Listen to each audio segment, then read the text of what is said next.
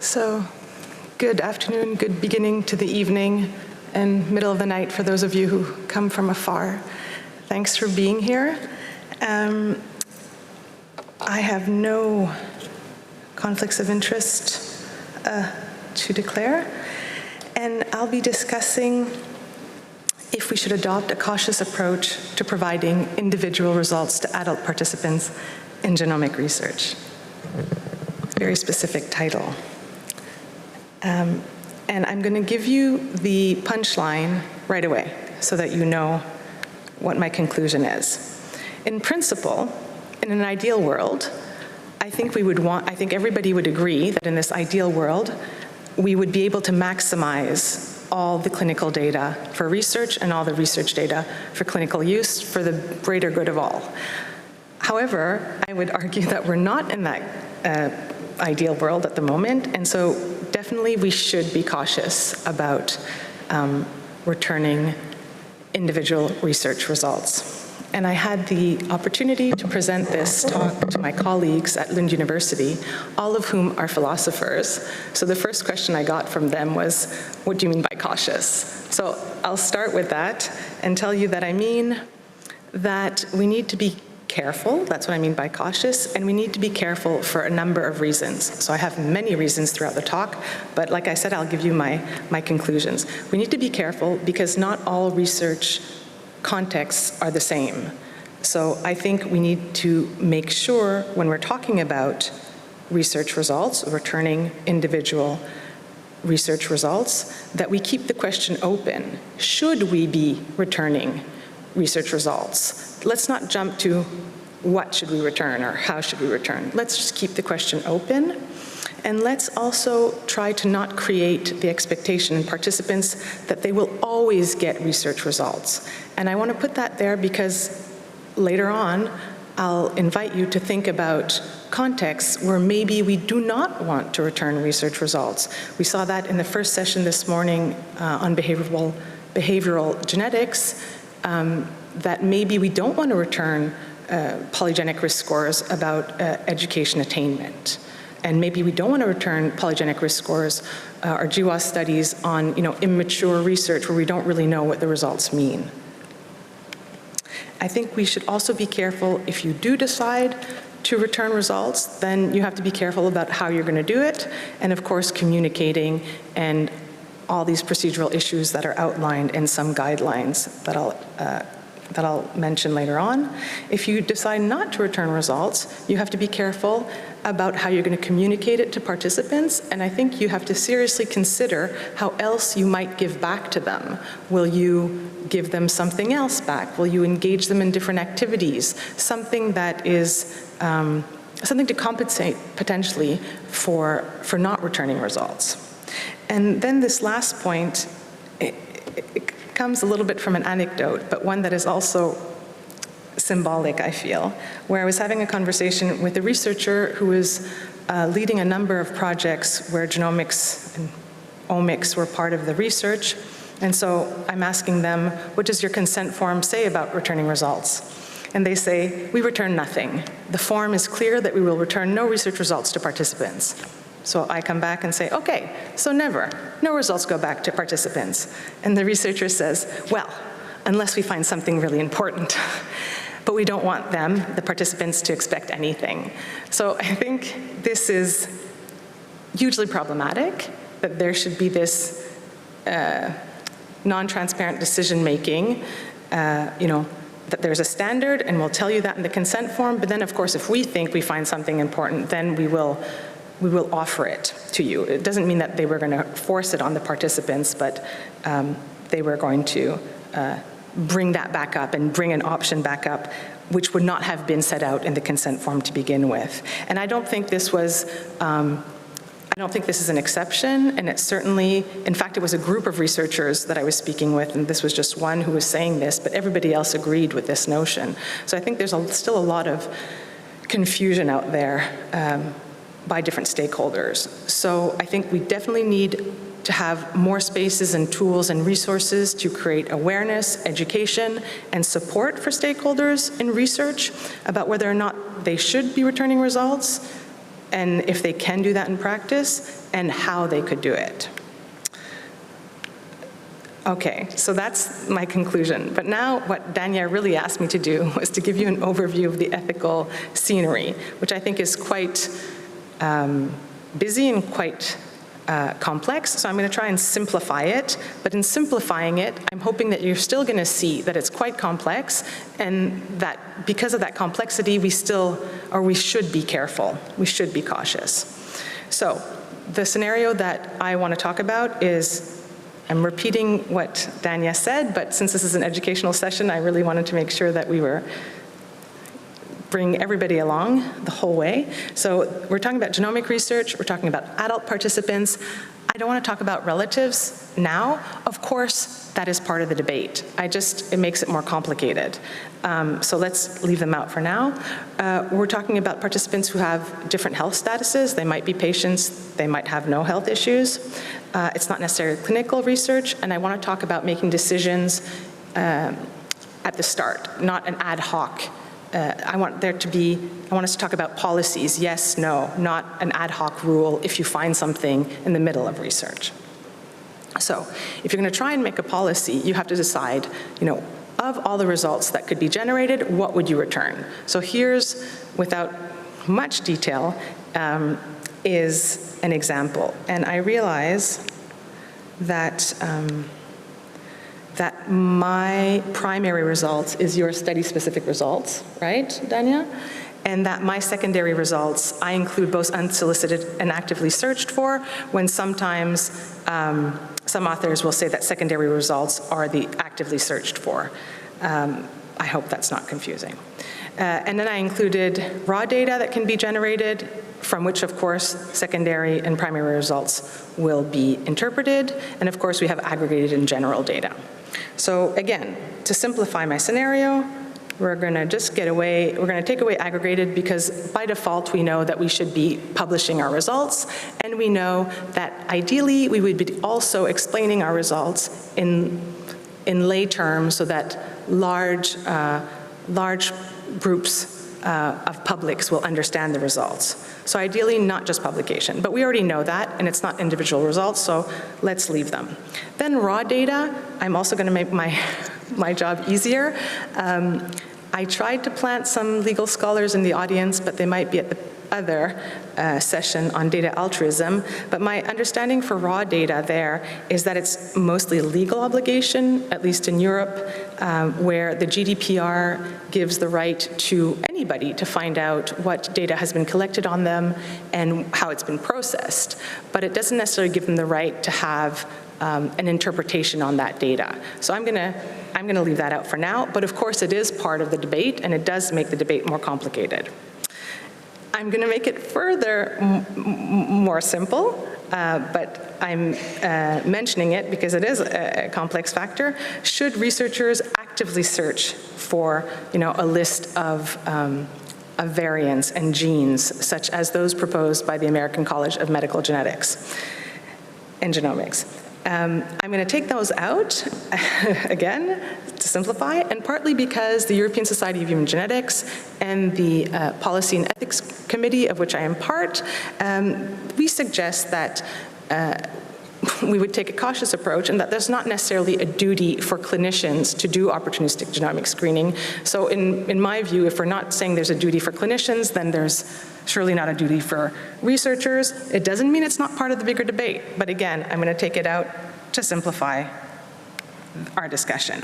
So I've simplified this incredibly, and it's still not simple, right? It's more simple than it was at the beginning when we had more things we could return, but even now, if we have primary results or study-specific results and unsolicited results that we might want to return to participants, we still have to decide what type of variants are we returning in these two categories.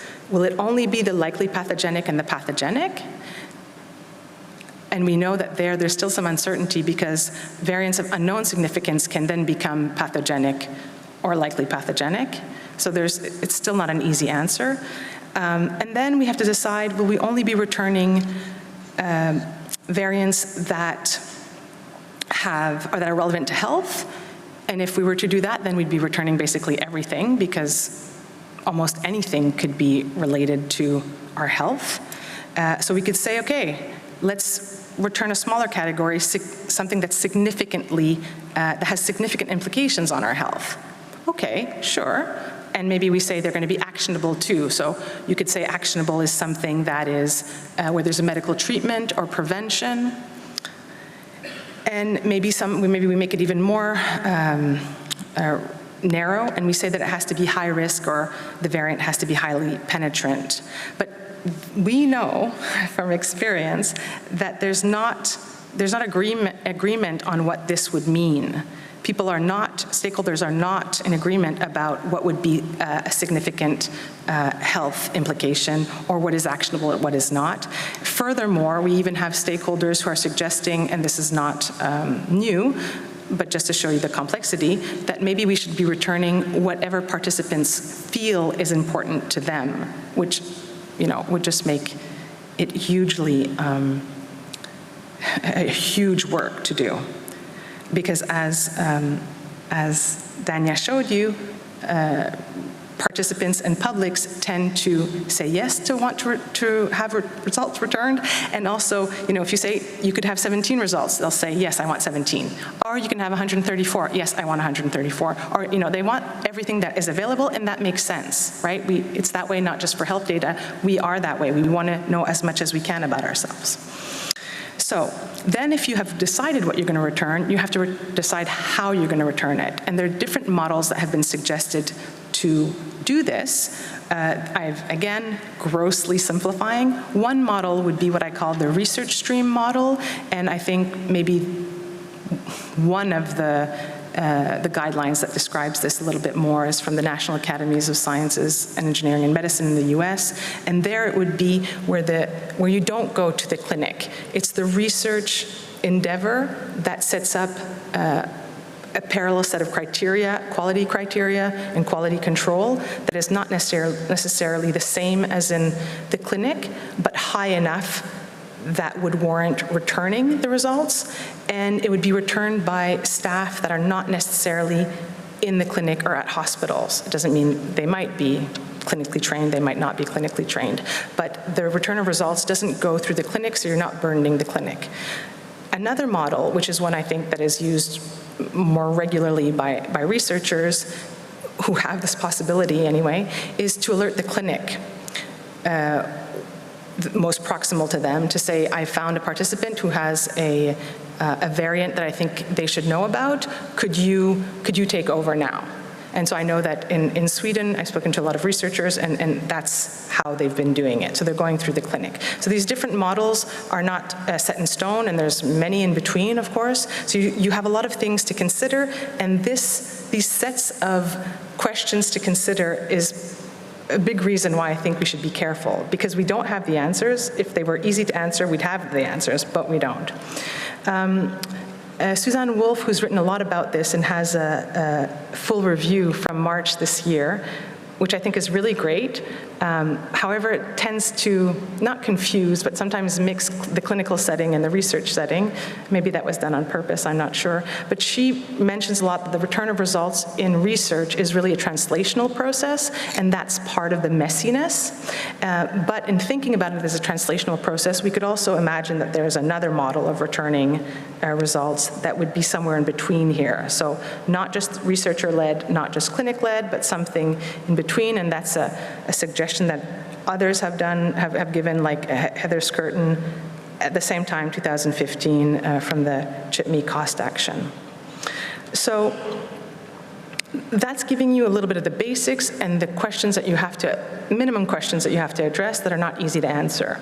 Now I'll just jump into reasons why some stakeholders, or reasons why we might want to return results, or reasons why there's a support for returning research results in genomics.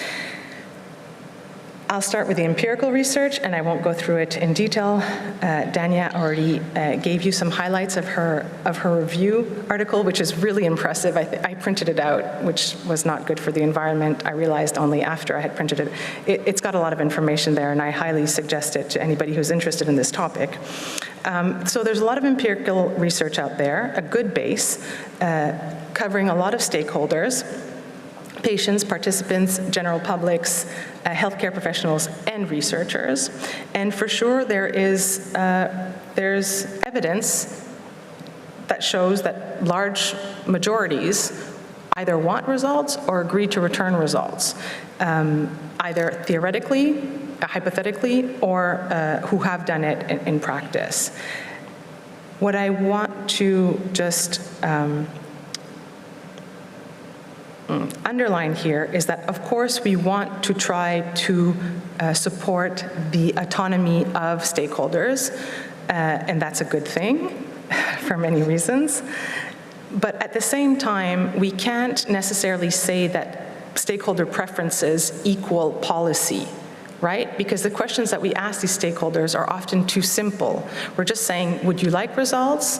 And questions that have to do with them. But we're not posing, and Dania, correct me if I'm wrong, we're not posing the question saying, would you like to receive results even if it meant that we can only do a study that was half the size because we don't have enough money to do the full size project because we have to spend money to return results? Or if we, these types of really difficult policy questions that will come up, we don't ask those questions usually in these surveys. So while these or interview studies. So while these empirical data should inform policy, it can't equal policy because policy is taking up other issues that are not necessarily in the realm of that stakeholder. Then there's ethical reasons, which I'll just run through, and there's been a lot of, I would say a lot of literature on this in the last, now 15 years for sure, if not 20. But do bring it back up during the discussion if you want to go into any of these a little bit more in detail. And this is a list of ways that people who support or want to defend the return of results in genomic research will frame the reasons. So one is respecting autonomy of participants, for example, reciprocity and solidarity with your participants, so making them true partners in the research means sharing info. Again, these are debatable. It's one way that it's shown. Then there are duties that are raised. For example, the duty to warn, especially if it's easy to do so and if it doesn't challenge the whole research infrastructure or the whole aim of the research. Duty of ancillary care, so it's not equal to the duty of care of clinicians, but it would be another type of care. And then duty of easy rescue if we're talking about life and death situations. So I would say that's where the literature on ethical issues is concentrated, and I'm not going to belabor the legal aspects, but hopefully my planted scholars will come up during the discussion. Here we go. And then there's another reason outside of the, not outside of the norm, but in a specific context, potentially in low resource settings, maybe we should be returning results and also giving access to the clinical care that would come after those results are known, just as a price, if you will, for doing research in low resource settings. So now, let's talk about the hurdles and additional reasons to be careful. So this would be, the concerns that we have about returning results. So I've already given you that the basic questions that we have are not easy to answer, and just because something's not easy to answer doesn't mean that you shouldn't do it, but like I said, these are reasons to be careful. So of course there could be negative consequences on research. Here's a quote from Wolf and Evans' review. The reality is that research projects often lack budgets and infrastructure for initial return of results, much less reinterpretation, recontact, and updated disclosure, which is also something that's being discussed. So if you don't have that money to do both your research project and return the results in a responsible way, for example, that equals clinical standards, then you might be comprising research aims, which is, of course, to produce generalizable knowledge. And this blurring of the aims of clinical and research realms is definitely not new, but it increases the chance of some misunderstanding, especially by stakeholders. And I'll get back to that in a second. The potential harms to participants have already been mentioned by Dania.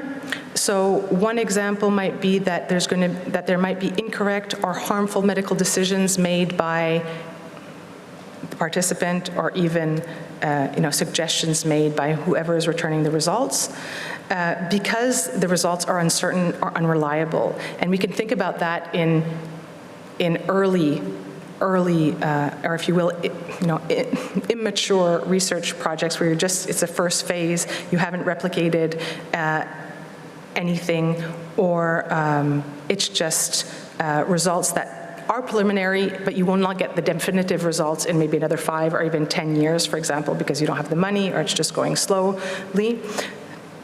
It could cause distress to participants, and this includes, anxiety, stress. Dania mentioned also depression, which might not be long-term, but could still be harmful.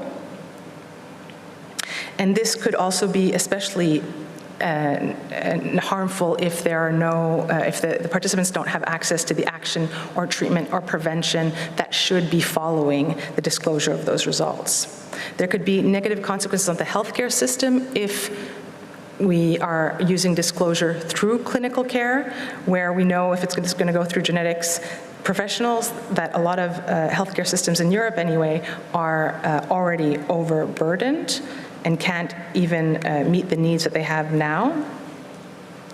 There's potential for what I call diagnostic misconception. So having worked a lot on informed consent forms with Dania, we see that they're not perfect. We've worked mostly on consent forms in the clinic, but I think that they can be representative also in research. They're not perfect, they're being improved all the time, but they're also very dense, and usually in a language that's way above the grade 8 reading level that they should be at. So even if somebody is well educated and could understand everything, there could also be a bit of an information overload. And there are processes to help with this. There's dynamic consent, there's regular contact with participants, etc. So this doesn't mean that we should not have return of results. It just, again, is a hurdle that should be carefully attended to. And so this diagnostic misconception that I talk about has to do with participants thinking that whatever result they get back is the only result that they need to know about from their whole genome, because they will know that we have sequenced their whole genome, and whatever result we give them, it's possible that they might think that's the only thing that is useful for them or that they need to know about their health. I'm coming to the end of the list now. There's also concern for using a genotype-first approach to interpretation, or interpreting variants. So if you don't have a family history, if you don't have a clinical history, then I think there's uncertainties about what that variant what that variant might mean, and uncertainties around the penetrance, and we're seeing that in studies around BRCA1 out of Exeter, you could look up. And as I mentioned earlier at the beginning of my talk, I think there's a lack of researcher awareness, training, and education around how they could even do this. So for those researchers who say, no, I don't want to touch return of results, we could maybe overcome that hurdle by increasing resources for them, which you'll hear some of those in the following talk. And then going back to the one size doesn't fit all, we have to consider that there's different research contexts. If you're part of a big biobank or research, or part of public health setting where the public health system or the biobank will take care of the return of results, then maybe talking about return of results will become much more obvious, and researchers won't have to worry about the actual practical side of it. All they'll have to worry about is giving the result to somebody who takes care of it, although even that I don't think is that simple, but still this would reduce some of the hurdles. So in conclusion of this section, I just want us to think, instead of saying that the default is we should always return results, Could we just consider that there are some reasons or contexts where we should not be returning results? We do not want to return results. As I mentioned, behavioral genetics, potentially with polygenic risk scores that we heard this morning, should not be necessarily used individually.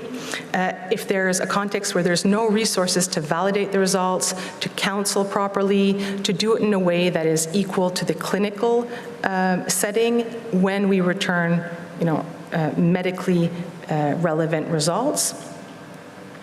And when we don't have enough information about the consequences on health, and of course, when returning results might compromise the possibility of doing the research in the first place.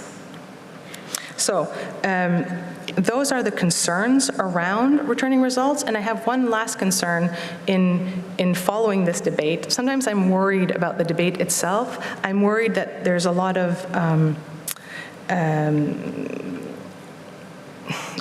it's not desire, but maybe it just happens this way, that there's sweeping generalizations about, yes, we should return results, no, we shouldn't return results, and you're either in one boat or the other, when really it's much more nuanced. It's, yes, we should, yes, we could, if. No, I can't. I should, but I can't. How could I get to the be able to? It's a discussion that I would prefer was less polarized and more nuanced, basically. So now I'm going to finish with some guidelines. There's a lot out there. We have 20 years worth of them, but I'll focus on those of the Global Alliance. One author, I think, has a nice quote that shows you a little bit some of the problems in the debate. There's an emerging ethical and legal consensus supporting the return of clinically actionable results. That sounds good and clear and neat, but then at the same time they say, like just a little bit below in their interview, they say, this has been the most contentious of all the regulatory and ethics workstream outputs and the hardest to reach consensus. We had a huge number of comments from members and from the public. So you see that consensus might not be as solid as is made out to be. At the same time, I think that if we look at what they could agree on, it's quite basic. And I'm just going to summarize it a little bit. Basically, you have to have a plan, you have to prepare and have a clear, concise protocol for returning results. Should you be returning them? You should be establishing funding and resources. You should develop a return of results policy that you develop with clinical standards in mind. You should be engaging the community when you develop these standards. You should make whatever tools, protocols, and resources accessible to others who might have the same situation and needs to return results. And finally, we should be taking on or encouraging funders to support this action. So really, I think the consensus that is out there is that researchers have a duty to consider whether or not they're going to return results, and they should have a plan on how they will manage results, any findings, of course, and if they're returning results, they should have a plan on how to return them, and for that you can follow some of the guidelines that already exist, and of course there has to be a plan to communicate whatever you've decided to your participants. So as far as I'm concerned, people agree on this, but there might be other views. So in conclusion, yes, we should definitely be cautious about the discussion around returning results, and until we have this ideal world, which I think this workshop and the next talk that you'll be hearing about are definitely going to be contributing to this ideal world. Thanks for your time, and looking forward to the discussion. Thank you very much, Heidi.